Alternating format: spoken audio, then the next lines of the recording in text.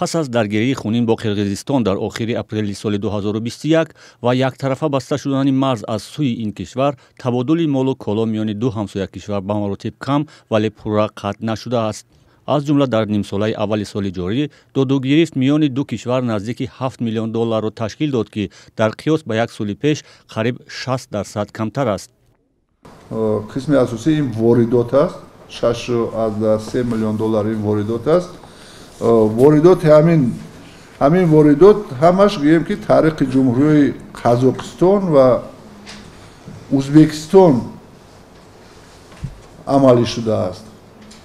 اصلا از اونجا همون محصولات انگشت و دیگر میبیاد. تاجیکستان با قرقیزستان 5 گذرگاه گمرکی دارد که طول بیش از یک سال اخیر بسته مانده‌اند. با گفته رئیس خدمات گمرک تاجیکستان، حالا واردات و صادرات قاچاقی نیز تقریبا وجود ندارد. کارشناسان میگویند با وجود بسته بودن مرز، صورت گرفتن تبادل مال و کالا میان تاجیکستان و قرقیزستان دلیل برای اقتصاد هر دو کشور مهم بودن این داد و گرفت است. از وقتی که علاقه کنده شدند، نرخ دشواری در تاجیکستان به مراتب بلند رفت. تاجیکستان میتواند که به قرقیزستان به مقدار خیلی زیاد میوه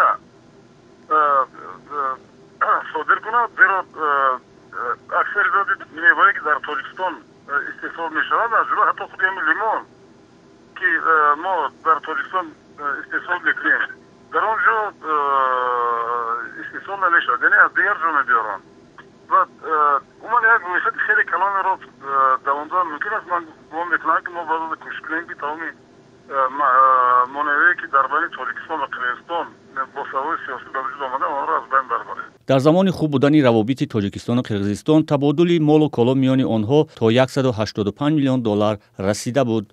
تاجیکستان ظاهراً خواستار رشد تجارت و رفت و آمد با همسایه‌اش است، ولی قرقیزستان در این بابت میل نشان نمی‌دهد.